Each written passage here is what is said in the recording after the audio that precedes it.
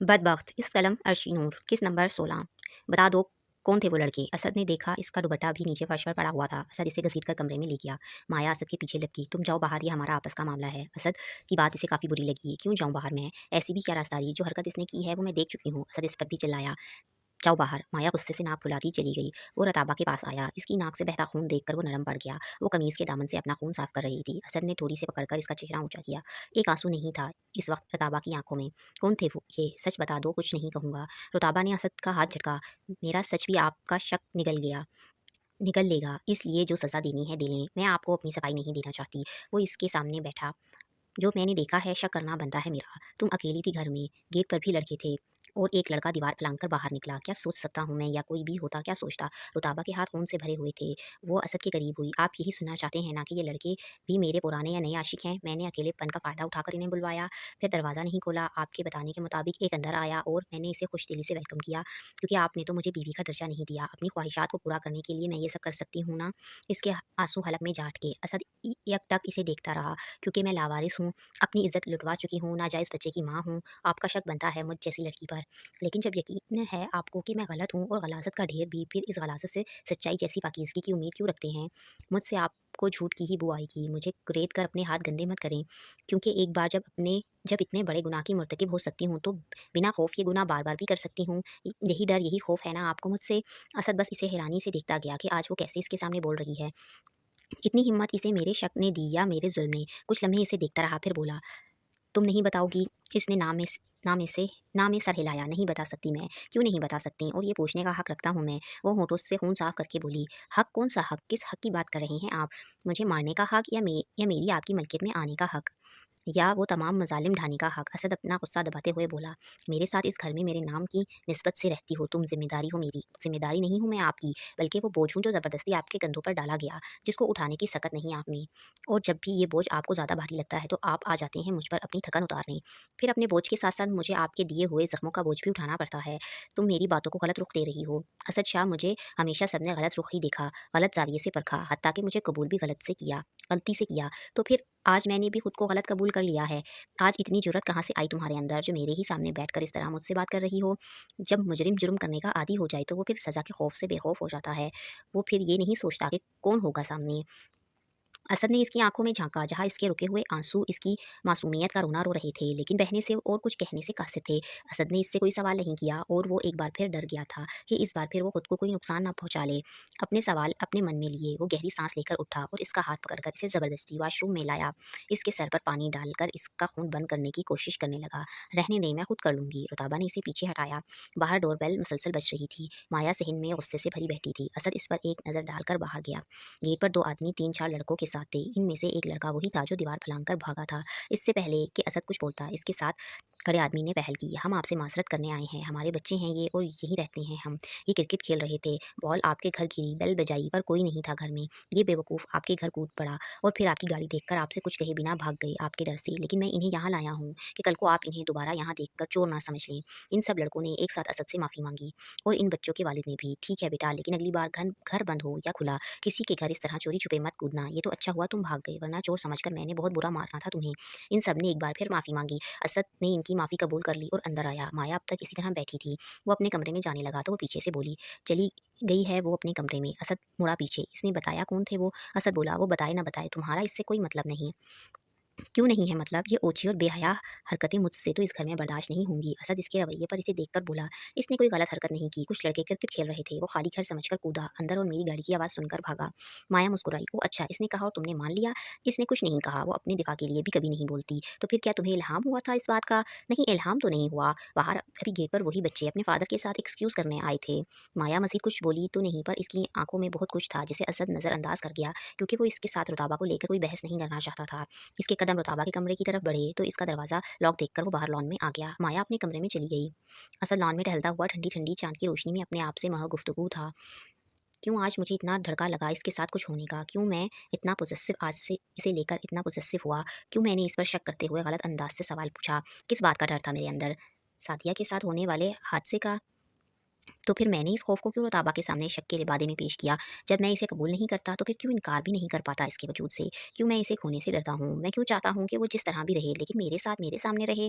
ये मेरी नफ़रत का कौन-सा अनोखा रूप है कि मैं इसे अपनी इस नफ़रत से आज़ाद भी नहीं कर पाता और दोहरी अज़ियत से इसे दो-चार करता हूँ? क्यों इसे देखकर अक्सर मुझ में इंसानियत दम तोड़ने लगती है? क्यों इतनी शिद्दत इख्तियार कर लेता हूँ मैं? क्या इसकी नफ़रत अब मेरे अंदर का डर और मेरी कमज़ोरी बनती जा रही है? असद घबरा गया अपने ही सवालों से। क्या अम्मी वाक़ई ठीक कहती हैं? ये हर जज़्बा शिद्दत पाकर उलट जाता है, तो क्या मेरी शदीद नफ़रत भी उलटती जा रही है? नहीं, नहीं, मुझे मोहब्बत नहीं हो सकती, कभी भी नहीं। वो भी रुताबा से, जो मुझसे पहले किसी और के साथ मुंसलिक रह चुकी है। ये सवाल, ये ख़्याल क्यों मेरा पीछा नहीं छोड़ता? वो भी कुछ नहीं बोलती, मुझ में भी हिम्मत नहीं होती कि मैं इस मुतल्लिक़ इससे कुछ पूछ सकूँ। क्यों ये एहसास मेरे लिए जानलेवा साबित होने लगा है कि वो किसी और के साथ कैसे मंसूब थी? मैं इसकी हकीकत को वो सच है या झूठ क्यों कबूल नहीं कर पा रहा? खुद को भी अज़ियत में रखा हुआ है मैंने और इसे भी। वो अभी इन सोचों में गुम था कि माया के सवाल इसके आगे मुँह खोले खड़े थे। माया तो मेरी दोस्त है, फिर मैंने इसको भी कमरे से बाहर निकाला और क्यों इसके सवालों पर इसे रुताबा की सफाइयाँ पेश करने लगा। हालाँकि रुताबा ने तो 2 बोल भी ना बोले थे। रात के पिछले पहर तक वो टहलता रहा। इसे फिर इस खौफ ने आ घेरा कि रुताबा इसके शक की वजह से कुछ कर ना ले अपने साथ। इसके कदम अपने आप रुताबा के कमरे की तरफ बढ़े। दरवाज़ा लॉक था। वो अलमारी से दूसरी चाबियाँ उठाकर लाया और लॉक खोला। वो सामने मौजूद नहीं थी। इसने आहिस्ता से आवाज़ लगाई, "रुतबा।" असद की आवाज़ सुनकर इसने खिड़की का पर्दा हटाया। वो पर्दे के पीछे छुपी हुई थी। "क्या कर रही हो वहाँ? यहाँ आओ।" इसने वहीं बैठे-बैठे नाम में सर हिलाया। वो खुद ही इसके करीब पंजों के बल बैठा। "क्या हुआ है? इतनी डरी हुई क्यों हो? मैं तुम्हें मारने नहीं आया, तबीयत पूछने आया हूँ। मैं आपसे या आपकी मार से नहीं डरती। डरती नहीं हो तो इस तरह पूरा कमरा छोड़कर यहाँ पर्दे के पीछे क्यों छुपी बैठी हो? अकेली हूँ इतने बड़े कमरे में। रात के 3 बजे लॉक खोलकर अंदर आएँगे तो डरना तो है ना मुझे?" असद इसकी आँख में तन्हाई का खौफ देखते हुए बोला। "इतना क्यों डरती हो? आप नहीं समझ सकते।" वो झुककर इसे देखने लगा। समझाओगी तो समझूँगा। अगर आप जान सकते मेरे दर्द की गहराई को तो खुद कभी ना सोते, मुझे सुलाने से पहले। असद एक बार फिर इसकी तरफ माइल होने लगा। पहले क्यों नहीं बताया कि अकेले सोने से डरती हो? कई बार बता चुकी हूँ। याद आपको सिर्फ़ मेरे माज़ी का डर रहता है, मेरे हाल का डर आप भूल जाते हैं। अब नहीं भूलूँगा। उठो आओ मेरे कमरे में। असद ने खड़े होकर इसकी तरफ हाथ बढ़ाया। नहीं जाना आपके कमरे में मुझे। क्यों? क्योंकि आप मुझ पर 2 दिन से ज़्यादा तरस नहीं खा सकते। असद इसके जवाब पर इसे देखता रह गया। जानता था वो बिल्कुल ठीक कह रही है और वो ये भी जानता था कि जल्द ही इसकी रुताबा से ये उनसियत अज़ियत में बदल जाएगी। जाज़िब और नमल ज़ियान को साथ लिए बाहर आउटिंग पर आए हुए थे। जाज़िब, ज़ियान तुम्हें भी इतना ही प्यारा है जितना कि मुझे? नहीं। नमल ने रुककर इसे देखा। क्यों? मुझे ये तुमसे भी प्यारा है। जाज़िब, ये ना होता तो कैसे खाली-खाली, फीकी-फीकी ज़िंदगी होती हमारी, है ना? और इसे गोद में हमारी देखकर कोई ये भी नहीं कहेगा कि मैं बेऔलाद हूँ। इस मासूम सी जान ने मेरी ज़िंदगी का सबसे बड़ा ऐब छुपा लिया है। इसे जिस्मानी नुक्स या कमी का नाम दिया जा सकता है, लेकिन ऐब नहीं। ऐब तो गुनाह होता है और बेऔलाद होना कोई गुनाह तो नहीं। ज़ियान अपने छोटे-छोटे कदम उठाता इनसे आगे भागने लगा। जाज़िब, अगर रुताबा ने इसे हमसे वापस माँग लिया या इसका बाप किसी दिन अचानक सामने आ गया हमारे, तो क्या होगा? रुताबा इसे हमसे जुदा नहीं कर सकती क्योंकि वो खुद हमसे जुदा नहीं। एक घर है, एक फैमिली है हमारी। बच्चा इसके पास हो या हमारे पास, बात तो एक ही है। रही बात इसके बाप की, तो इसे क्या मालूम कि ये इसका बच्चा है? अम्मी ने बताया था कि रुताबा को खुद भी नहीं मालूम था कि वो माँ बनने वाली है। बच्चा हमारे घर हुआ है तो हम ही इसके सरपरस्त हैं। नमल ने शुक्र का साँस लिया कि इसके दिल में ज़यान को लेकर जो खदशात थे वो जाज़िब की तसल्ली से छँट गए थे सारे और इसे अपना कल ज़यान के साथ बहुत खूबसूरत नज़र आने लगा। बिंदिया की तबीयत कुछ बोझल-बोझल सी हो रही थी। जमुना इसे सुबह से नोट कर रही थी, लेकिन बोली कुछ नहीं। बिंदिया आफरीन के साथ लेटी हुई थी। बिंदिया, तुम्हारा तो अपना घर है, माँ-बाप हैं, फिर तुम इस दलदल में क्यों धंसा रही हो खुद को? मेरी तो समझ आती है, मैं तो अपना घर-बार छोड़कर भागी थी। अपना हर रिश्ता बेगाना किया था मैंने, किसी की बातों में आकर, और आज कोई भी अपना नहीं रहा। लेकिन तुम तो अपने माँ-बाप की दुआ में रुखसत हुई थी ना, फिर वापस क्यों नहीं लौट जाती हो? मैं वापसी के काबिल नहीं रही। तेरा कसूरवार तेरा और तेरी मोहब्बत है, लवर और तेरी मोहब्बत है, और मेरा कसूरवार मेरा बाप और इसकी मोहब्बत है। आफरीन ने हैरत से देखा बिंदिया को। क्या मतलब है तुम्हारा? मैं किसी लावारिस बदबख्त की वजह से यहाँ हूँ, जो मेरे बाप की बेटी भी थी और माशूका भी। छोड़ूँगी नहीं मैं इसे, बस एक बार मिल जाए कहीं वो मुझे, इसी दलदल में इसे भी घसीट कर लाऊँगी। इतनी ही बात करके वो वॉशरूम में भागी और उल्टियाँ करने लग गई। जमुना इसकी आवाज़ सुनकर अंदर आई। अब किसका तोहफ़ा पेट में पाल लिया है तुमने? हज़ार बार कहा है एहतियात किया करो। अब चलो अस्पताल और करो अपना वक़्त और पैसा ज़ाया। असद की आज छुट्टी थी। नरगिस के साथ वो फ़ोन पर मसरूफ़ था। वो फ़ोन पर भी इसे समझा रही थी, बेटा पराई बेटी है तुम्हारे घर, ज़रा एहतियात से रहना, और रुताबा के साथ कोई कमज़ोर सिरा इसके हाथ मत लगाने देना। कौन कहाँ किस वक़्त इन कमज़ोर लम्हों की आड़ में क्या फ़ायदा उठा ले, तुम सोच भी नहीं पाओगे। अम्मी, सब जानता हूँ, मैं बच्चा नहीं हूँ, तुम बच्चे ही हो और बेइंतहा ज़िद्दी और जज़्बाती भी, और ऐसा इंसान कभी भी अक्लमंदाना फ़ैसला नहीं कर पाता। अक़ल और दिल के बीच इसकी ज़ात का झूला झूलता ही रहता है, जिसमें वो अपनी झूठी अना पर लुत्फ़ अंदोज़ रहता है। अम्मी, इतनी गहरी बातें ना किया करें, मुझे अक्सर समझ नहीं आती। बेटा, गहरी बातें समझने के लिए भी गहरा होना पड़ता है। और गहरा होने के लिए गहरी चोटें खानी पड़ती हैं, और तुम गहरी चोटें खाने वाले नहीं, देने वालों में से हो। इसलिए हर वक़्त मुझे तुम्हारी फ़िक्र रहती है। ऐसा ना हो कहीं इस मासूम की बद्दुआ या आह ना लग जाए तुम्हें। क्यों लगेगी बद्दुआ अम्मी? मैंने कौन सा ऐसा गुनाह कर दिया है? बेटा, किसी का दिल दुखाना, किसी को रुलाना, किसी को अपनी ज़ात से अपनी ज़ुबान से अज़ियत पहुँचाना भी सबसे बड़ा गुनाह है, और ये गुनाह कबीरा तुम अभी रुताबा के हवाले से बार-बार करते हो। अभी तो मेरी जान वो चुपचाप सह लेती है क्योंकि वो डरती है तुमसे, तुम्हारी सुपुर्दगी में है इसलिए, लेकिन डरो इस दिन से तुम। जब इसने खुद को अल्लाह के सुपुर्द कर दिया तो फिर तुम्हारी छूट नहीं। असद का दिल एकदम बुझ सा गया। नरगिस की बात सुनकर। अल्लाह तुम्हें अपनी अमान में रखे, और गौर करना मेरी बात पर। खुद भी संभल के रहो और रुताबा को भी हो सके तो संभाल लो, इससे पहले कि मौत इसे अपनी आगोश में संभाल ले और तुम्हें अपनी गलतियों की तलाफी का मौका भी ना मिल सके। अम्मी, मैंने क्या गलत किया है? आपके कहने पर कर लिया था इसे कबूल, क्या यही गलती है मेरी? मेरा दिल नहीं मानता अम्मी, इसे तो मैं अपने साथ या इसके साथ कोई ज़बरदस्ती नहीं कर सकता। नफरत है मुझे इन मर्दों से जो दिन भर औरतों को पैर की जूती समझते हैं और रात को बिस्तर की जीनत बना लेते हैं। मैं कम से कम ऐसा नहीं कर सकता। अपनी ज़िंदगी के 3 साल मैंने त्याग दिए हैं आपकी पसंद पर। आप सब मिलकर मुझे ही समझाते हैं कि मैं ही गलती पर हूँ। मैं मानता हूँ मैं जबर करता हूँ इस पर, लेकिन इसे अपने साथ देखकर मैं अपने आप पर कितना जबर करता हूँ ये कोई नहीं जानता। अम्मी, मैंने तो कभी किसी लड़की को आँख उठाकर भी नहीं देखा था। बहुत साफ-सुथरी और पाकीज़ा ज़िंदगी गुज़ारी है मैंने। कभी किसी का ख्वाब तक नहीं देखा था, कभी किसी को दिल में जगह नहीं दी थी, लेकिन मेरे साथ यही होना था। क्या इसलिए मैंने खुद को सँभाल कर रखा था कि मेरी शरीके हयात मुझे पहले से ही किसी शराकत-दारी में मिलेगी? मेरी ज़ात को 2 टुकड़ों में तक़सीम करके रख दिया आपने। ना मैं इसे छोड़ सकता हूँ अब और ना अपना सकता हूँ। नरगिस बड़े तहम्मुल से बोली, मेरी जान, खुद को तक़सीम ना करो, अपनी ज़ात को ज़रब देना सीखो। ज़रब दोगे तो बढ़ते जाओगे, तक़सीम करोगे तो मुख्तसर होते जाओगे। और रही बात शरीके हयात की शराकत-दारी की, तो मेरे बच्चे, तुम्हारी किस्मत थी ये, और इस बच्ची की बदकिस्मती जो वो ज़ालिमों के हत्थे चढ़ी। अगर यही मामला तुम्हारी शादी के बाद होता तो क्या करते तुम? अम्मी, वो बात अलग है। नहीं, बात अलग नहीं, तुम्हारी सोच का महवर अलग है। असद खामोश हो गया। माया अभी-अभी उठी थी, उठते साथ असद को ढूँढती हुई इसके पास आई। Hello dear, good morning. Maya की आवाज़ नरगिस को साफ सुनाई दी। वो मज़ीद बात करती असद से मगर ना कर सकी। असद, जी अम्मी, उम्मीद है मुझे तुम समझदारी से काम लोगे। जी अम्मी, कोशिश करूँगा। अल्लाह हाफ़िज़। यार, जब एक बंदा फ़ोन पर बात कर रहा हो तो दूसरे को फ़ोन बंद होने तक चुप रहना चाहिए। माया ने इसके सामने जमाई लेते हुए अंगड़ाई ली। तुम कौन-सा अपनी गर्लफ्रेंड से मुखातिब थे? फूफी ही थी तुम्हारी। असद पौधे से गले सड़े पत्ते तोड़कर बोला, फूफी नहीं, माँ है वो मेरी। अच्छा बाबा, अच्छा, माँ है तुम्हारी बस। फिर इसने रुताबा को लॉन से आवाज़ लगाई, जहाँ से किचन की खिड़की करीब थी। मेरे लिए 1 कप चाय बना लाओ। रुताबा 5 मिनट में चाय लिए हाज़िर थी। लॉन में आते ही वो माया के लिबास पर हैरान हुई।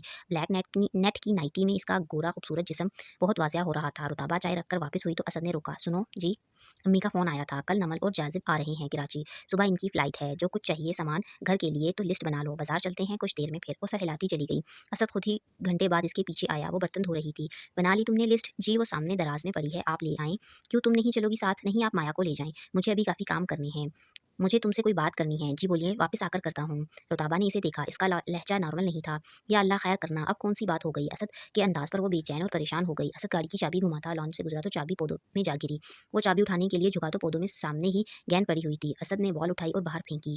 रुताबा का दरवाज़ा लगने से बेहतर फ़ोन इसे याद आया तो इसका मूड और भी ख़राब हो गया। लेकिन दिल ही दिल में इसने शुक्र अदा किया कि इसने रुताबा को मारा नहीं था। रात के 8 बज रहे थे। असद रुताबा के कमरे में आया। वो नमाज़ पढ़ रही थी। असद इस एक तरफ सोफ़े पर बैठ गया। सलाम फेर कर इसने असद को देखा। कुछ काम है आपको? जी, बात करनी है तुमसे कुछ। नमाज़ पूरी कर लो। नमाज़ पढ़ ली है मैंने। कुछ दुआएँ अपने लिए माँग लो और कुछ बद्दुआएँ मुझे दे दो। वो क्यों देने लगी आप? मैं क्यों देने लगी आपको बद्दुआ? वो इसके पास आकर बैठा। क्योंकि मैं ज़ालिम हूँ, बहुत ज़ुल्म करता हूँ तुम्हारे साथ, बहुत बुरा इंसान हूँ मैं। ज़ुल्म के पहाड़ गिराता हूँ मैं तुम पर, और दूसरी औरतों से फ्री भी बहुत होता हूँ मैं। मैंने तो ऐसा कुछ नहीं कहा आपसे, मुझसे नहीं कह सकती, इसलिए अपनी ज़ुल्मत की दास्तानें दूसरों को सुनाती रहती हो। मैंने किसी से कुछ नहीं कहा, ये आपकी अपनी सोच है। वो उठने लगी जाए-नमाज़ से तो असद ने इसका हाथ पकड़कर वापस बिठाया। तुम्हारी ये बात तो मैं मानने को हरगिज़ तैयार नहीं कि तुम मेरे बारे में खामोश रहती हो। जहाँ कोई तसल्ली के 2 बोल तुम्हारी हमदर्दी में बोल दे, तुम अपने टुकड़े लेकर बैठ जाती हो। मैं आपके बारे में किसी से कोई बात नहीं करती, अच्छी तरह से जानता हूँ मैं। तुम्हें हमदर्दियाँ समेटने की आदत है ना, तुम यही चाहती हो कि हर कोई तुम पर तरस खाए और तुम्हें मासूम समझे, और फिर नसीहतों के कायदे लेकर मुझे सद्दरस देने बैठ जाते हैं कि मैं तुमसे और तुम्हारी बद्दुआओं से डरूं। रुताबा खामोशी से इसे सुनती रही। ये नमाज़ें पढ़कर नेक होने का ढोंग रचाकर तुम किसको धोखा दे रही हो? मुझे खुद को या लोगों को? क्या अपनी हकीकत नहीं जानती तुम हो क्या? मैं तो जानती हूँ अपनी हकीकत, लेकिन आपको बताने से कासिर हूँ, क्योंकि जिस दिन आप जान गए हकीकत मेरी, तो अपने आप से भी मुँह छुपाते फिरोगे। असद को इसके जवाब पर काफ़ी तप चढ़ी। वैसे तो बड़ी गूंगी बनी फिरती हो, जैसे तुम्हारे मुँह में ज़ुबान ही नहीं, और जब जवाब देना हो तो गज़ भर लंबी ज़ुबान हो जाती है तुम्हारी। और मैं क्यों मुँह छुपाता फिरूँगा? मैंने आज तक कभी ऐसा गुनाह या कोई ऐसा काम नहीं किया कि मुझे मुँह छुपाना पड़े तुम्हारी तरह। मेरी तरह ख़ताकार नहीं आप, सिर्फ़ इसलिए कि आपका घर-बार है, अपने हैं, नरगिस जैसी माँ है, और सबसे बढ़कर ये कि आप मर्द हैं। मैं गुनाहगार भी हूँ, बुरी भी हूँ, गलत भी हूँ, सिर्फ़ इसलिए कि मेरा कोई अपना नहीं, कोई घर नहीं, कोई ठिकाना नहीं, कोई सहारा नहीं। ज़माने की ज़द में दर-बदर होने वाला पत्थर हूँ मैं, बस। अपना ये फ़लसफ़ा किसी और पर झाड़ना। अभी मैं सिर्फ़ इतना समझाने आया हूँ कि नमल और जासिब के सामने दुखी आत्मा बनकर मत घूमना, और अगर तुमने मेरी कोई भी शिकायत की अब किसी से, तो याद रखना, ये मुँह तुम्हारा किसी शिकायत के काबिल नहीं छोड़ूँगा मैं। वो तो चला गया कमरे से, लेकिन रुताबा जाए नमाज पर बैठी अपने रब से मुखातिब हुई। आज शिद्दत से इसे अपने बिल्कुल तन्हा होने का एहसास फिर हुआ। एक बार फिर आज इसे इन अपनों के लिए बहुत रोई जो ना जाने जिंदा थे भी या नहीं, अगर हैं तो कहाँ हैं। माया को ऑफिस ड्रॉप करके असद जाजिब और नमल को लेने गया। कुछ ही देर में वो इसके सामने थे। रुताबा तड़प कर नमल के गले से लगी। इसका रोना देखकर नमल ने असद को घूरा, फिर इसके आंसू साफ करके इसका इसका चेहरा चूमा। क्या हुआ मेरी जान? कुछ नहीं, तुम याद बहुत आ रही थी ना। जाजिब को इसने दूर से ही सलाम किया। फिर वो सब एक साथ बैठे। रुताबा और नमल मिलकर दोपहर का खाना बनाने लगी। रुताबा का फीका फीका चेहरा, रोई रोई आंखें सब कुछ बयान कर रही थी कि वो खुश नहीं है असद के साथ। ऐसे क्या देख रही हो मुझे? कोई खुशी, कोई जिंदगी की रमक तुम्हारे चेहरे पर तलाश कर रही हूँ। रुताबा मुस्कुराई। जो चीज़ मेरे मुकद्दर में नहीं, इसे क्यों तलाशती हो? सब्र और समझौता दिखाई दे रहा है ना? क्या ये काफ़ी नहीं? नमल ने इसका हाथ अपने हाथों में लिए।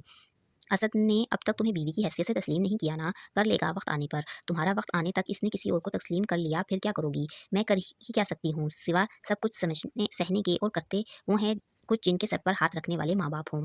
मेरा तो इस छत के सिवा कोई आसरा नहीं। कैसे करती हूँ बर्दाश्त, कैसे करती हो बर्दाश्त तुम ये सब? ना अपना दिफा करती हो ना एहतजाज। किस मिट्टी की बनी हो तुम? 3 साल तुमने इस शख्स की बेरुखी के साथ गुजार दिए। वही दिफा कर सकते हैं अपना जिनके अपने होते हैं, और मैं यहाँ कहाँ मिट्टी की मूरत हूँ, बस एक चलती फिरती जिंदा लाश हूँ, जिसके ना ख्वाब हैं ना जज्बात, जिसके सीने में ना दिल है और ना किसी दर्द का एहसास। इसके आखिरी अल्फाज अंदर आते असद के ने सुने। कुछ खाने को भी मिलेगा या नहीं? असद को देखकर वो फौरन हांडी में लग गई। बस कुछ ही देर में लाती हूँ। नमल असद के साथ बाहर गई तो रुताबा डर गई कि वो कोई बात ना करते असद से। नमल कहाँ जा रही हो? मेरी हेल्प कौन करेगा? वो वापस पलट आई। नमल ये देखो मेरे जुड़े हाथ, मेरे और असद के रिश्ते को लेकर प्लीज कोई बात ना करना असद से। क्यों ना करूँ? कोई तो हो ना इसकी भी खबर लेने वाला, कि कब तक करेगा वो इस तरह अपनी मनमानी। रुताबा जानती थी नमल नाइंसाफ़ी देखकर किसी का लिहाज़ नहीं करती और अच्छा खासा बंदे को लताड़ती है। खुदा के लिए नमल, इससे कुछ मत कहना। इस वक्त नमल इसकी लाचारगी देखकर चुप हो गई। माया को असद के साथ इतना क्लोज़ देखकर नमल से बिल्कुल बर्दाश्त ना हुआ था। ऊपर से माया का एटीट्यूड था कि वो किसी को खाते में ही नहीं लाती थी। इसके नज़दीक दूसरा कोई इंसान ही नहीं था। रुताबा को भाग भाग कर इसकी आवभगत करते देखकर वो मज़ीद चिढ़ गई। अभी अभी इसके कॉफ़ी के ऑर्डर को रुताबा पूरा करने किचन में आई थी। नमल ने वही इसका हाथ पकड़ा और इसे सीधा खींचकर इसके कमरे में ले गई। क्या देख रही हूँ मैं? ये सब क्या हो रहा है? रुताबा ने मासूमियत से कहा। क्या मतलब क्या देखा है तुमने? नमल जलकर बोली। दिल चाह रहा है तुम्हारा सर फाड़ दूं मैं। नौकरानी हो इस घर की तुम? रुताबा ने नाम में सर हिलाया। मुझे तो यही लग रहा है कि तुम नौकरानी हो इस घर की, और वो माया असद की बीवी। असद को तो मैं बाद में पूछूंगी, पहले तुम्हारी तबीयत जरा साफ कर लो। माया तुम्हारे बॉस की बेटी है? नहीं, असद के बॉस की। असद क्या क्या है तुम्हारा? शोहर। शोहर तुम्हारा है और गुलाम इसका, और साथ साथ तुम भी इसके गुलाम बनी हुई हो। अजीब लड़की हो तुम। जरा भी तुम्हारे अंदर किसी चीज़ का कोई एहसास नहीं, जरा भी तुम्हारे अंदर सेल्फ रिस्पेक्ट नहीं है। शोहर को भी खुले मुंह इसके आगे छोड़ा हुआ है, खुद भी बिछी जाती हो इसकी एक आवाज़ पर, जैसे जरखरीद लोंडी हो इसकी। रुताबा मुंह लटकाकर बोली। तो क्या करूं मैं? घर के कामकाज हैं, मेरी जिम्मेदारी है, और तुम किसकी जिम्मेदारी हो? वो खामोश हो गई। नमल इसे सख्ती से वार्न करते हुए बोली। अगर अब तुमने इसके लाड उठाए तो याद रखना तुम्हें भी नहीं छोड़ूंगी मैं, और ना इस नखरीली माया को। और असद को भी आने दो जरा, आज इसकी भी खबर लेती हूँ मैं। इसने तुम्हें बीवी की हैसियत से नहीं रखना तो वो अलग बात है, लेकिन इस तरह नौकरों की हैसियत से भी रखने का इसे कोई इख्तियार नहीं। रुताबा फौरन डर कर बोली। नहीं, असद से कुछ मत कहना। क्यों ना कहूँ इसे कुछ? तुम डरती हो इससे, मैं नहीं। अब कोई तो इससे बात करेगा ना, कि वो चाहता क्या है। इस तरह नहीं होता कि वो ज्यादती या जिद में तुम्हें भी और तुम्हारी इज्जत भी रोनता रहे, और तुम हो के किसी भी बात पर कोई एतराज़ ही नहीं होता। यार तुम्हें क्यों डरती हो असद से इतना? यकीन करो वो 2 जमाटों का भी नहीं मेरे सामने। मर्द होने का गरूर इसका 2 मिनट में मलियामेट कर दूंगी मैं। रुताबा बुरी तरह डरी इसके इरादों से। तुमने जो भी कहना है मुझे कह लो यार, असद से कुछ मत कहना वरना वो मुझे मार। आगे वो एकदम चुप हो गई कि जल्दी में इसके मुंह से क्या निकल गया था, वो भी नमल के सामने। क्या क्या कहा तुमने? असद मारता है तुम्हें? वो सिटपटाकर बोली। नहीं नहीं, ऐसा नहीं, वो तो मेरे मुंह से निकल गया। अच्छा हुआ जो सच निकल गया तुम्हारे मुँह से आज। इस कदर घटिया हरकत करता है वो तुम्हारे साथ, और तुम सब सह रही हो खामोशी से। नमल ने इसे कंधों से पकड़ा। यार कब तक इन ज़लालत के अंधेरों में पड़ी रहोगी तुम? क्यों नहीं बोलती अपने हक में? जानती हो ज़ुल्म सहने वाला ज़ुल्म करने वाले से ज़्यादा गुनहगार होता है। माया की आवाज़ दोबारा आई। रुताबा, रुताबा। दोनों इसकी आवाज़ सुनकर बाहर आईं। कॉफ़ी? माया नखरीले अंदाज में बोली। मैंने तुमसे कॉफ़ी मांगी थी। नमल ने दोनों हाथ सीने पर बांधकर इसे देखा।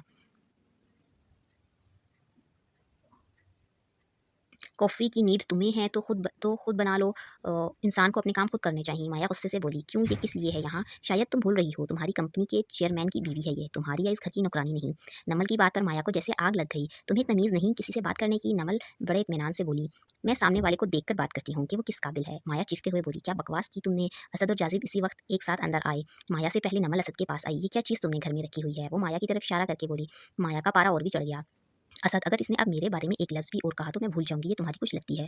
और अच्छा चलो तुमने असद का लिहाज़ कर लूँगी, लेकिन मुझसे किसी लिहाज़ की उम्मीद मत रखना, क्योंकि मुझे ये याद रहेगा कि तुम असद की कुछ नहीं लगती हो। असद इन दोनों को इस तरह देखकर परेशानी से बोला, हुआ क्या है? जाजिब ने भी पूछा नमल से। माया चिल्लाते हुए बोली, तुम्हारी इस बहन ने इस 2 टके की लड़की के पीछे मेरी इतनी इंसल्ट की है। नमल माथे पर बल चढ़ाए माया के करीब आई।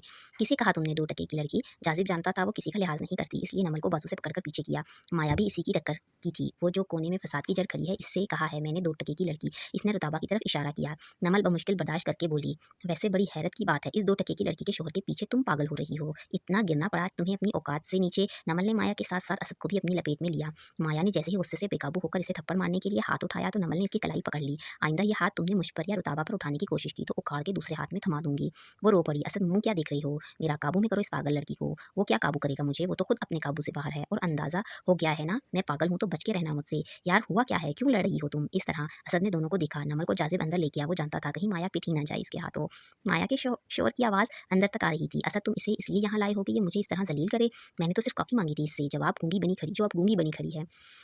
असद ने रुताबा की तरफ देखा जो सहमी हुई खड़ी थी। जरा भी तमीज़ नहीं तुम्हारी इस मुंह बोली बहन में। आज तक मुझे किसी ने टेढ़ी निगाह से नहीं देखा और ये मेरी औकात तक पहुंच गई। नमल बाहर आती इसको जवाब देने के लिए जाजिम ने इसे रोक लिया। रहने तो लड़ाई बढ़ जाएगी, असद के बॉस की बेटी है यार, इसके मिजाज तो नहीं मिल रहे। तुम्हें कुछ ख्याल कर लो असद का। क्यों करूँ मैं इस बेहिस इंसान का ख्याल जो किसी और को खातिर में ही नहीं लाता?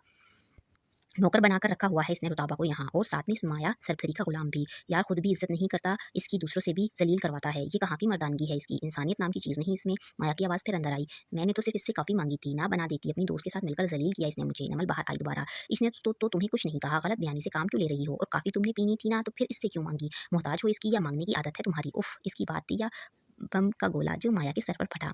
क्या क्या क्या कहा तुमने मुझे? यू ब्लडी बस करो तुम दोनों, असद चिल्लाया। यार ये क्या जाहिलाना हरकत है, इस तरह लड़ोगी अब तुम दोनों जाहिल औरतों की तरह? माया बुलंद आवाज में चिल्लाई। पहल इसने की थी। जितनी माया गुस्से में थी नमल इतनी ही रिलैक्स थी। मैंने तो सिंपल सी बात की थी कि तुम्हारी नौकरानी नहीं जो तुम इस पर इस तरह हुक्म चलाओ। असद सुन रहे हो तुम? इसे क्या कह रही है ये? किस अंदाज से बात कर रही है ये? और ये सब रुताबा ने बुलवाया है इसे। चलती है वो मुझसे, तुम्हारे साथ फ्रेंडली देखकर बर्दाश्त नहीं होती इससे मैं। रुताबा ने क्या बोलना था, वो तो बुरी तरह डर रही थी कि अब होगा क्या। नमल ने ही जवाब दिया, हो तो तुम वाकई नाकाबिले बर्दाश्त। माया ने गुस्से से गुलदान उठाकर कांच की मेज पर दे मारा। इसकी आवाज़ से सभी सहम गए। वो बुरे तरीके से चिल्लाने लगी। नमल ने असद को देखकर कहा, तुम ऐसी ही तुम ऐसी ही लड़की डिज़र्व करते हो। इसका पागलपन देखकर वो बोली, रुताबा जैसी नहीं। नमल खौफ से कपकपाती रुताबा को कमरे में ले गई। जाजिब बोला, आई एम सॉरी मैम, इसकी तरफ से मैं एक्सक्यूज़ करता हूँ आपसे। असद माया को इसके कमरे में ले गया। जाजिब नमल के पास आया। यार अच्छा खासा माहौल ख़राब करके रख दिया है तुमने, इसने काफ़ी का ही कहा था ना बनाने देती। नमल ने कमर पे हाथ रखे। अब तुम भी इसकी साइड लोगे? नहीं, मैं इसकी साइड नहीं ले रहा, जो कुछ हुआ ये सब नहीं होना चाहिए था। यार वो मेहमान है इस घर की और घर के मालिक की बेटी भी, तो क्या इसका मतलब ये है कि वो हम सब की भी मालकिन बन गई? हुक्म चलाएगी, बदतमीजी करेगी और हम बर्दाश्त करेंगे आराम से सब? कुछ देर में असद अंदर आया। क्या ज़रूरत थी ये सब तमाशा करने की? नमल इसके सामने आकर खड़ी हुई। तमाशा मैंने नहीं, इसने खड़ा किया है, वो भी सिर्फ तुम्हारी वजह से। क्यों, मैंने ऐसा क्या किया है? असद गुस्से से बोला, तुम कुछ करते ही नहीं हो, इसी बात का तो दुख है। ज़रूरत क्या थी तुम्हें इसके मुंह लगने की? मैं नहीं लगती गंदी चीज़ों के मुंह। ये जो तुम्हारे जवाब और अंदाज है ना, अच्छे खासे इंसान को आग लगाने के लिए काफ़ी हैं। तुम्हें क्यों आग लग रही है इतनी इस माया से? बदतमीजी की हद होती है नमल, ये सब करने आई हो तुम यहाँ? तो चली जाओ यहाँ से। असद की बात नमल के दिल को जा लगी। ठीक है जा रही हूँ यहाँ से, आई थी भाई का घर समझ कर, लेकिन मुझे नहीं मालूम था कि यहाँ भाई भाई नहीं माया जी का चमचा मिलेगा। इसकी आखिरी बात पर असद का दिल चाहा वो इसे थप्पड़ दे मारे। वो कर भी जाता इस तरह, लेकिन जाजिब की वजह से अपना हाथ रोक लिया। वो जाजिब की तरफ पलटा। समझाओ यार इसे कि खुद को काबू में रखा करे, हर कोई इसकी जुबान से निकले तीर बर्दाश्त नहीं कर सकता। नमल अपना सामान पैक कर रही थी, फिर असद की बात पर बोली, और जो तीर तुम चलाते हो दूसरों पर, इसकी फिक्र की है कभी? मैंने तुमसे ऐसा कुछ नहीं कहा, गलत बात मत किया करो यार, जरा भी लिहाज नहीं तुम में किसी का। जाजिब दोनों के बीच आया। यार ये क्या, अब तुम दोनों ने जवाबी तकरार शुरू कर दी है? बोलने दो इसे, निकालने दो इसके अंदर की भड़ास, मैं भी तो देखूं कितना जहर भर आ गया है इसके अंदर। असद की नजरें रुताबा की तरफ उठी। नमल ने इसका मुंह पकड़कर अपनी तरफ किया। यहाँ देखो मेरी तरफ, इसका कोई कसूर नहीं, वो गुस्से में था काफ़ी, इसी का कसूर है सारा, इसी की वजह से तुमने माया से बदतमीजी की है ना? अच्छा इसकी वजह से की है मैंने? ये बताओ मुझे, तुम्हारी क्या लगती है ये? असद चुप रहा। बोलो ना, क्या लगती है ये तुम्हारी? शर्म आ रही है ये बोलने में कि बीवी है तुम्हारी? यार किस किस्म के इंसान हो तुम? गैरत नाम की चीज़ नहीं तुम्हारे अंदर? तुम्हारे सामने इसने तुम्हारी बीवी को 2 टके की लड़की कहा और तुमने इतने आराम से सुन लिया? क्या यही मुकाम, यही हैसियत है इसकी तुम्हारी ज़िंदगी में? इसलिए तुमने इससे शादी की है कि इसे खुद भी ज़लील करो और दूसरों से भी करवाओ? लानत है तुम्हारी ऐसी मर्दानगी पर कि तुम अपनी बीवी को लोगों का गुलाम बनाकर रखते हो और हर ऐरे गैरे से इसे डिस्कस करते हो। शर्म नहीं आती तुम्हें? असद दांत पीसते हुए इसे सुनता रहा, फिर तब कर बोला, नहीं आती शर्म मुझे। नमल अफसोस से बोली, शर्म तुम्हें आ भी कैसे सकती है, क्योंकि तुम्हें तुम्हारी ज्यादतियों पर आईना दिखाने वाला कोई नहीं कि शोहर की हैसियत से कितना भयानक रूप है तुम्हारा। असद नमल को छोड़कर रुताबा के पास आया और बाजू से पकड़कर सख्ती से बोला, क्या समझाया था मैंने तुम्हें कि अपना मुँह बंद रखना? क्या ज़ुल्म किया है मैंने तुम्हारे साथ बोलो? इसकी आवाज़ पूरे घर में गूंजी। नमल और जाज़िम ने इसे छुड़वाया। क्या कर रहे हो यार? इस बेचारी पर क्यों अपना गुस्सा क्यों निकाल रहे हो? जाज़िम ने इसे पकड़ा। नमल ने रुताबा को गले से लगाकर बोली, इस पर इतनी चढ़ाई सिर्फ़ इसलिए कर रहे हो कि इसका कोई वाली वारिस नहीं, इसका तो फिर मैं कौन हूँ यार? जिस हाल में ये मुझे मिली किसी के लिए भी ये काबिल कबूल नहीं थी। फिर भी मैंने इसे कबूल किया, अपना नाम दिया, तहफ़्फ़ुज़ दिया, घर-बार दिया, खाने को दिया, तन पर पहनने के लिए लिबास दिया। बाहर जाती है तो सब इसे मेरे नाम की इज़्ज़त देते हैं। यार किसी चीज़ की कमी नहीं होने देता मैं इसे। अपने अरमान, अपना दिल, अपनी ज़िंदगी बर्बाद कर ली मैंने इसकी खातिर। अपनी ख्वाहिशात पर किस तरह ज़ब्त करता हूँ मैं, ये तुम सब क्यों नहीं समझते? असद बहुत दिलबर्दाश्ता होकर बोल रहा था। मेरा ज़ुल्म नज़र आता है तुम सबको, लेकिन वो जंग जो मैं मेरे अंदर मुझ में हो में ही जारी है वो किसी को नहीं दिखती, क्योंकि मैं इसकी तरह रो नहीं सकता, मुझ पर कोई तरस नहीं खा सकता, क्योंकि मैं मर्द हूँ ना। और ये औरत नमल इसकी कैफियत समझकर धीमे लहजे में बोली, जब दे दिया है इसको अपना नाम तो फिर अपनी बीवी होने का मकाम भी दो। बीवी बनाने में मैंने एक ही कसर छोड़ी ही है कि ये मेरे कमरे में मेरे बिस्तर तक नहीं आए, और ये दूसरी मुनाफ़िकत मुझसे नहीं होती कि मैं दिन भर इससे इज्तिनाब बरतूँ और रात होते ही बीवी समझकर अपने नफ्स का गुलाम बना लूँ इसे। जाज़िब हैरान हो गया कि वो किस कदर अपनी नफ़रत में सच्चा और खरा था। कहीं भी इसकी नीयत में रत्ती भर खोट नहीं था। नमल भी चुप हो गई। असद रो देने को था। यार निकाह जैसे मज़बूत बंधन के सिवा कोई और रिश्ता है क्या? अपने लुत्फ़ का सामान हर मर्द हर दूसरी औरत को बना सकता है, लेकिन अपने निकाह में लेने की सकत नहीं होती इसमें। मैं ज़ालिम हूँ, बुरा हूँ, घटिया हूँ, लेकिन ऐसा मुनाफ़िक मर्द नहीं हूँ मैं। अगर मैंने इसे निकाह में ले लिया है ना, तो मुझे इतना मजबूर मत करो कि मैं इसे छोड़कर इसके माथे पर लगी वो कील बन जाऊँ, जो निकलने के बाद भी अपना निशान छोड़ जाती है। वो ज़ोर से हाथ जोड़कर बोला, बख्श दो मुझे तुम सब। जाज़िब ने इसके कंधों पर हाथ रखा तो इसके आंसू बह निकले। नमल तो इसे रोता देखकर परेशान हो गई। जाज़िब अपने भाई को इस तरह ना देख सका। इसने असद को ज़ोर से गले लगाया। यार सबकी सुन-सुन कर मैं आजिज़ आ चुका हूँ। क्यों सब इसी पर रहम खाते हैं? मुझसे कोई नहीं पूछता कि मैं कैसे सह रहा हूँ ये सब। मेरा बस नहीं चलता जब तुम सबके ताने भी इसके बिगड़ भुगतने पड़ते हैं फिर। मैं बहुत कोशिश करता हूँ कि इसे तकलीफ ना हो मुझसे, लेकिन तुम सबकी बातों से मुझे भी तकलीफ होती है ना। जाज़िब को इस वक्त वो बिल्कुल छोटा बच्चा लगा, जो अपनी पसंद का खिलौना ना मिलने पर दूसरे खिलौने से खुद को बहला ना सका, और इस खिलौने को उठाकर अपनी अलमारी में रख लिया एक्स्ट्रा समझकर, लेकिन अपनी मलकियत से बाहर नहीं निकाला। नमल सामान पैक कर चुकी थी, वो जाना चाहती थी, पर रुताबा ने रोक लिया। वो एक दिन रुताबा के कहने पर रुक गई। जाज़िब और असद किसी काम से बाहर गए हुए थे। माया ऑफिस में थी। असद ने बड़ी मुश्किल से उसे कंट्रोल किया था, क्योंकि नमल को वो एक पल सामने नहीं देखना चाहती थी, लेकिन असद के कहने पर खामोश हो गई। यहाँ से नमल को भी एहसास हुआ कि बात बहुत बढ़ गई थी, लेकिन कान इसने माया के अच्छे से खोले थे कि वो आइंदा रुताबा को इतना कमतर ना समझे। दोनों भाई रेस्टोरेंट में खाना खा रहे थे। जाज़िब ने बड़े तरीके और तहम्मुल से रुताबा का जिक्र किया। यार एक बात तो बताओ, तुम्हें कोई पसंद है? क्या मतलब?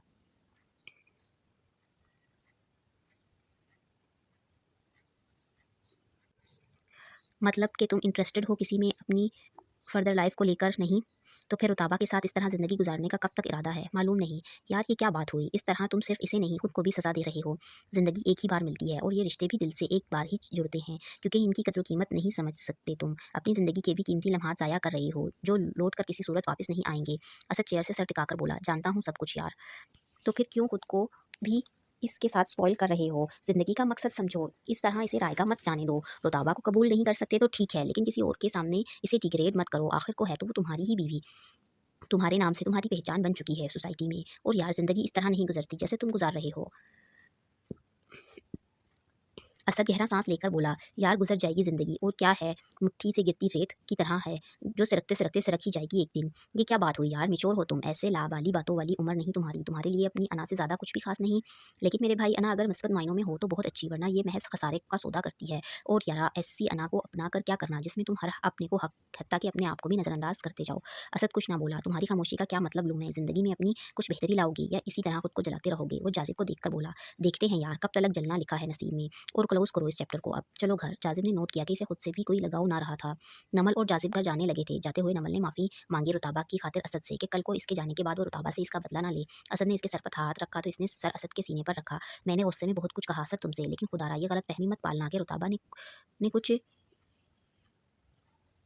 रुताबा ने कुछ कहा। वो तो माया का बिहेवियर देखकर मैं शॉक्ड हुई थी, तो इतना कुछ और डिसहार्ट हो गई। प्लीज़ रुताबा को कुछ मत कहना। असद ने इसके कंधे के गिर्द अपने हाथ रखा। ओके, तुम मुझसे नाराज़ होकर तो नहीं जा रही ना? नमल ने ना में सर हिलाया। असद ने प्यार से इसे देखा। इसकी आंखों में आंसू थे। असद ने इसका माथा चूमा तो एक सुकून की लहर इसकी रूह में उतरी। मैं सिर्फ अपनी दोस्त को लेकर परेशान नहीं हूँ असद, तुम्हारी वजह से भी हूँ, कि तुम्हारे जलने की तपिश मुझे भी सुलगाती है। मेरा रोआ-रोआ तुम्हारे लिए दुआ गो है कि अल्लाह मेरी बेचैन बेचैन रूह की दुआ सुन ले, और तुम भी राहत और सुकून की ज़िंदगी जियो। जाज़िब से भी वो गले मिला। यार भूल जाना इसने जो भी कहा था है, रुताबा इसकी दोस्त है, इसके साथ इसने काफ़ी अरसा गुज़ारा है। इसके लिए इसकी तकलीफ़, इसका दर्द इससे अपना लगता है, लेकिन ये तुम्हारे लिए भी फ़िक्रमंद है, क्योंकि रुताबा की खुशी में तुम्हारी खुशहाली है। रुताबा नमल और असद का आपस में इस तरह मिलना बड़ी हसरत से देख रही थी कि काश इसका भी कोई भाई होता। जाज़िब ने हसरत से तकती रुताबा के सर पर हाथ रखा। खुश रहो। तो इसकी पलकों से आंसू मोतियों की तरह टूटकर बिखरे। माया का लगाव बहुत ज़्यादा बढ़ गया था असद के साथ। अलबत्ता असद ने अपनी हदूद पार ना की थी। खुद को हद में रखने का हुनर तो कोई असद से सीखता जो अपनी मिसाल आप था। रुताबा से वो बिल्कुल बात नहीं करता था। इसे कुछ भी कहना इसने छोड़ दिया था। हालांकि गुस्सा इसे बहुत शदीद था, लेकिन इसने अपने अंदर ही रखा। राबी भी वापस आ गई थी। माया के भाई अली की आज आमद थी। माया बड़ी खुश थी। असद की पहली मुलाकात थी अली से। अली आदतन बिल्कुल माया के उलट था। निहायत नरम और शाइस्ता तबीयत का मालिक, हमदानी की तरह। ना दौलत का गुरूर, ना अपने स्टेटस का नशा। खूबसूरत वो असद की तरह बहुत ज़्यादा ना था, लेकिन मर्दाना वजाहत से भरपूर इसकी पर्सनैलिटी बहुत पुरकशिश थी। घर आते साथ रुताबा का और इसका टकराव हो गया। वो जल्दी में लाउंज से गुजर रही थी, ताज़ा फूलों का गुलदस्ता लिए तो अंदर आते अली से टकरा गई। फूल गुलदस्ते समेत फर्श पर बिखर गए। अली ने फौरन कहा, आई एम रियली सॉरी, आपको कहीं चोट तो नहीं लगी? रुताबा ने नामे सर हिलाकर जल्दी से फूल उठाए। अली भी इसका हाथ साथ देने लगा। असद और माया अंदर आए। ये क्या हुआ? माया बोली, कुछ नहीं यार, अंदर आते हुए इनसे टकरा गया। असद और माया एक साथ बोले, देख कर नहीं चल सकती तुम? मुझे नहीं मालूम था ये अंदर आ रहे हैं। वो गुलदान की किरचियां समेटते बोली, तुम क्यों इसके साथ उठा रही हो? ये सब तुम्हारा काम नहीं है। ये फिर माया ने राबी को आवाज़ दी। वो भागती हुई आई माया की आवाज़ पर, साफ करो ये सब जल्दी से और फिर खाना लगाओ, साहब को भूख लगी है। जी मैम। राबी ने जल्दी से रुताबा का साथ दिया। असद थका हुआ था, जल्द ही सो गया। अली की नजरें मुसलसल रुताबा पर थी। कौन थी ये? कहीं से भी वो मुलाजमा नहीं लगी थी अली को। वो पानी पीने के बहाने किचन में इसके पीछे आया। वो फ्रिज में खाना संभाल रही थी। अली को इतनी रात वहाँ देखकर डर गई। आप यहाँ क्या कर रही हैं इस वक्त? वो इसे खोजती निगाहों से देखकर बोला, पानी पीने आया था। रुताबा किचन से जाने लगी। कहाँ जा रही हो? बात सुनो। जी बोले, नाम क्या है तुम्हारा? मेरे नाम से क्या लेना देना है आपको? अली मुस्कुराया। कोई काम पड़ा तो किस तरह मुखातिब करूंगा तुम्हें? आपको जब काम हुआ तब बता देंगी दूंगी। वो जल्दी से किचन से भागी, क्योंकि अली का पुरतजस्सुस सा अंदाज से अच्छा नहीं लगा। सुबह नाश्ते पर भी अली की नजरें इसे ढूंढ रही थीं, पर वो सामने ना आई। असद ने भी इसकी गैर मौजूदगी नोट की। इसने राबी से रुताबा का पूछा, कहाँ है रुताबा? साहब जी वो नाश्ता बनाकर सो गई हैं, इनकी तबीयत ठीक नहीं। माया ने हाथ झाड़े। हद होती है ड्रामे की भी। घर में एक फर्द का इजाफा भी इसकी सेहत पर भारी गुजरने लगा है। अभी तो एक दिन भी नहीं गुजरा। इनका बिजनेस सेटअप बहुत तेजी से तरक्की की मनाजिल तय कर रहा था। हेड ऑफिस इनका इस्लामाबाद में था। यहाँ कराची में दूसरी कंपनी लॉन्च हो रही थी इनकी, लेकिन कराची कुछ दिनों खराब हालात से वो नई कंपनी के लिए न्यू स्टाफ रखने में लेट हो रहे थे, जिसकी वजह से काम का बोझ हद से ज़्यादा था। सर्दी का मौसम था, दिन छोटे होने की वजह से वो ज़्यादा देर से घर लौट रहे थे इन दिनों। अली दूसरे दिन ही इस्लामाबाद चला गया। बिज़नेस मीटिंग्स और स्टाफ की हायरिंग के लिए। असद कराची में ही था। मसरूफियत की वजह से असद ने घर के सौदा सर्फ लाने के लिए रुताबा को ड्राइवर के साथ बाजार भेजा। अ, फायरिंग और टारगेट किलिंग इन दिनों अरूज पर थी, लेकिन कुछ दिन से अमन था कराची में। रुताबा ने जल्दी से खरीदारी की। वापसी में हालात एकदम से फिर बिगड़ गए। हालात की वजह से ट्रैफिक भी हद से ज़्यादा जाम हो गया। दो सियासी ग्रुपों का आपस में तसादुम की वजह से दंगा फसाद जारी था। फायरिंग के साथ साथ पथराव भी शुरू हो गया। रुताबा लोगों की भगदड़ की वजह से रोड के दूसरी तरफ ड्राइवर तक ना पहुंच सकी। वो लोगों के भीड़ से रास्ता निकाल रही थी कि अचानक एक पत्थर कहीं से आकर इसके सर पर लगा। वो चकराकर सर पर हाथ रखे वहीं बैठ गई। कुछ पल इसकी आंखों के आगे अंधेरा छा गया। लोगों के धक्के भी इसे काफी पड़े और लोगों को बदहवासी और इश्तियाल पसंदी से वो बुरी तरह घबराई कि ऐसे हालात का सामना इसने पहली बार किया था। बड़ी मुश्किल से वो खड़ा होने की कोशिश करने लगी तो मदद के लिए अपने सामने हाथ फैलाने वाले शख्स को सर उठाकर देखा तो वो हक्का बक्का रह गई। वो शख्स कोई और नहीं, बिंदिया का शौहर बाबू था। रुताबा चकराते सर के साथ खड़ी हुई। जिसे ढूंढा बरसों वो आज कहाँ आकर मिली। बाबू की आवाज़ इसके कानों से टकराई। वो इसे सामने देखकर खुशी से पागल हुए जा रहा था। रुताबा ने खुद को दिल ही दिल में खुदा के सुपुर्द किया और बड़ी मुश्किल से भीड़ का फायदा उठाती वहां से उल्टे कदमों भागी और देखते ही देखते बाबू की नजरों से ओझल हो गई। वो बाजार की पिछली गलियों की तरफ जा निकली। वहां भी अच्छी खासी ट्रैफिक थी। बदहवासी में वो बाबू की पहुंच से खुद को बचाती सामने से आती गाड़ी से जा टकराई। असद और माया हालात का सुनते ही फौरन घर पहुंचे, लेकिन रुताबा के घर ना पहुंचने पर असद अच्छा खासा परेशान हो गया। वहां ड्राइवर भी इस भीड़ में रुताबा को ढूंढने लगा, पर इसे वो कहीं नजर ना आई। ड्राइवर अपना मोबाइल भी घर ही भूल आया था। असद का परेशानी से बुरा हाल था। 2 घंटे होने को थे। एक एक पल असद पर क्यामत की तरह गुजर रहा था कि ना जाने कहाँ रह गए थे दोनों। असद को रुताबा के लिए इतना परेशान होता देखकर माया से बर्दाश्त नहीं हो रहा था। तुम वैसे ही परेशान हो रहे हो यार, किसी जान पहचान वाले के घर चली गई होगी। असद बोला, इसका कोई जान पहचान वाला नहीं। माया अकड़कर बोली, मेरे भोले भाले दोस्त, नए जान पहचान वाले बनने में देर ही कितनी लगती है यार। मैं पहले ही बहुत परेशान हूँ, मुझे मजीद मत उलझाओ अपने उल्टे सीधे सवालों में। माया ने काफ़ी कोशिश की कि असद बहल जाए, पर वो इसको रिलैक्स करने में नाकाम हो गई। वो गाड़ी लेकर घर से निकलने ही लगा कि बाहर डोरबेल बजी। असद ने लपक कर दो दरवाज़ा खोला। सामने ही इसकी दुश्मनी जहाँ रताबा खड़ी थी। इसे देखकर असद की सांस में सांस आया। इसकी हालत काफ़ी ख़राब लग रही थी। कपड़े ज़मीन पर रगड़े हुए थे। इसके हाथ भी हल्के से ज़ख्मी थे। पाँव में एक जूता गायब था। यह हालत क्या बना रखी है तुमने? क्या हुआ है? गाड़ी का बोनट लगने से इसके पेट में भी दर्द था। खुश्क होते हलक के साथ इसने पानी मांगा। राबी भी आ गई। इसने भागकर रुताबा के लिए पानी लाया। ड्राइवर कहाँ है और तुम्हारी ये हालत कैसे हुई? इसकी हालत के पेश नज़र असद के होश उड़े हुए थे। इसका शक इसे माजी में 3 साल पीछे ले गया। इसी हालत में वो इसे मिली थी। फ़र्क सिर्फ इतना था कि इस वक्त मिट्टी की जगह पानी, बारिश का कीचड़ था इसके जिस्म पर। माया भी इससे सवाल पूछने लगी, कहाँ चली गई थी तुम? कितना परेशान थे हम, और ये क्या पागलों वाली हालत बना रखी है?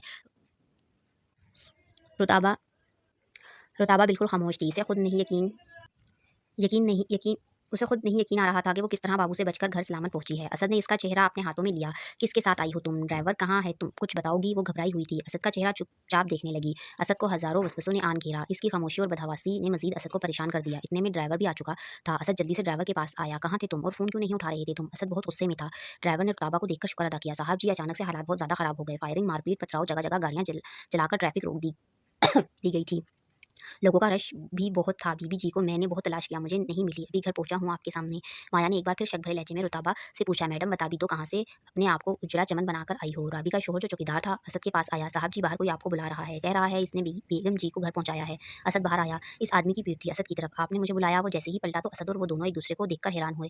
वो बंदा कोई और नहीं शाजी था। असद तुम? वो बोला, शाजी तुम यहाँ मेरे घर? दोनों ने सलाम दुआ की। जाजिब के साथ-साथ वो असद का भी दोस्त था, लेकिन इसके गैर कानूनी असले के कारोबार की वजह से असद शाजी से दूर ही रहता था। यार ये जो लड़की मैंने यहाँ ड्रॉप की है तुम्हारी क्या लगती है? बीवी है मेरी। ओह अच्छा, तुम्हें कहाँ मिली ये? असद ने पूछा। यार मार्केट की बैक साइड पर मैं ट्रैफिक से जैसे ही अंदर टर्न हुआ ये लोगों के रश से भागती हुई मेरी गाड़ी से टकरा गई। बड़ी ही मुश्किल से मिन्नत समाजत करके इसे बिठाया गाड़ी में, फिर अभी यहाँ इसके बताने पर लाया हूँ। असद का जो डर था वो शाजी की बात सुनकर हवा हो गया। वो शाजी को अंदर लाया। रुताबा को राबी कमरे में ले जा चुकी थी। माया को काफी नागवार गुजरा कि रुताबा की सच्चाई इसके सामने अपने आप आई और वो असद को भिखाने में कामयाब ना हो सकी। यार मैं इसे यहाँ छोड़कर वापस जा रहा था, लेकिन इसका खौफ देखकर रुक गया कि अल्लाह जाने कौन है ये और इतना डरी हुई क्यों है। अभी भी तुम सबकी बातों की आवाज़ सुनकर मैंने चौकीदार से तुम्हें बुलवाया बाहर कि इसे मैंने ड्रॉप किया है। असद ने सुक्का सांस लिया था। हाँ यार वो कभी भी बाहर मेरे अलावा निकली नहीं, ऊपर से ऐसे हालात इसने कभी फेस नहीं किया, इसलिए डर गई। राबी को आवाज़ देकर असद ने चाय बनवाई। और सुनाओ जाज़िब और नमल कैसे हैं? तुम मिल चुके हो नमल से? अदीब शाजी ने हाँ में सर हिलाया। और 2-3 बार घर गया था मैं, मुलाकात हुई थी इससे भी। ओह अच्छा। असद ने जैसे ही चाय का सिप लिया तो इसे चाय पसंद ना आई। इसने टेबल पर वापस रखी। माया शाजी को बड़े गौर से देख रही थी। बहुत इतना जाज़िब नज़र था वो।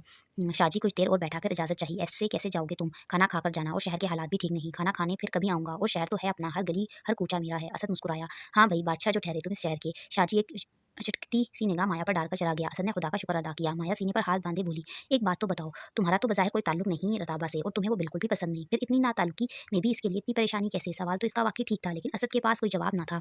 क्यों परेशान हूँ इसके लिए इतना? तुम्हें तो शुक्र करना चाहिए था कि जान छूट जाती तुम्हारी। असद कुछ देर बाद बोला, यार मैं इससे लाताल्लुक रहकर भी अपना ताल्लुक नहीं तोड़ सकता। है तो वो मेरे ही निकाह में। अगर मैं इसे प्यार नहीं दे सका तो इसको तहफ़्फ़ुज़ फराहम करना मेरा पहला फ़र्ज़ है, और इंसानियत नाम की भी कुछ चीज़ होती है। माया इसे घूरती ही रही। तहफ़्फ़ुज़ देना तुम्हारा फ़र्ज़ है, लेकिन तुम्हारे चेहरे के तासुरात इसके आने से पहले ऐसे थे जैसे तुम्हारी जान पर बन आई है, और अपने सामने इसे देखने के बाद तुम्हारी सांसें बहाल हुईं। असद अपने दिल की चोरी पकड़ने पर माया को देखता रह गया। असद ज़रा टटोलना खुद को और देखना, तुम्हारे दिल में इसकी फ़िक्र और मोहब्बत का मयार बढ़ रहा है या इसकी नफ़रत का घट रहा है?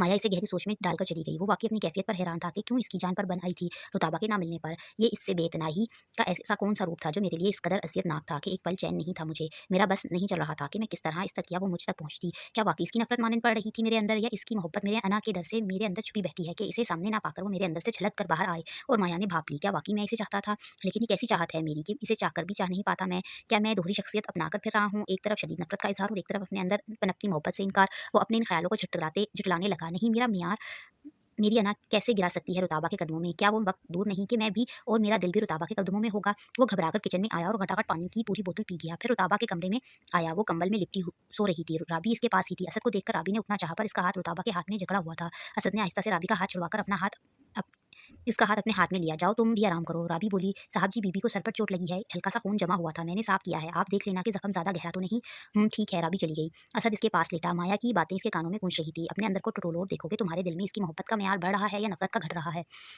असद इसके मासूम से चेहरे को देखने लगा। ये कैसा खौफ था इसे कि वो खुद को इससे दूर नहीं कर पा रहा था, और इसे खो देने का डर क्यों इसे इसके इतने करीब आने पर मजबूर कर रहा था। असद इसे देखते-देखते देखता ही रह गया। नींद का खुमार इसकी आँखों से झलक रहा था, लेकिन वो पलक झपकने से भी कतरा रहा था कि कहीं वो फिर से इसकी निगाहों से ओझल ना हो जाए। इसका एक-एक नक्श असद की आँखों से इसके दिल पर नक्श होता रहा, और वो इसे अपनी आँखों में कैद किए वहीं इसके पास सो गया। जारी है।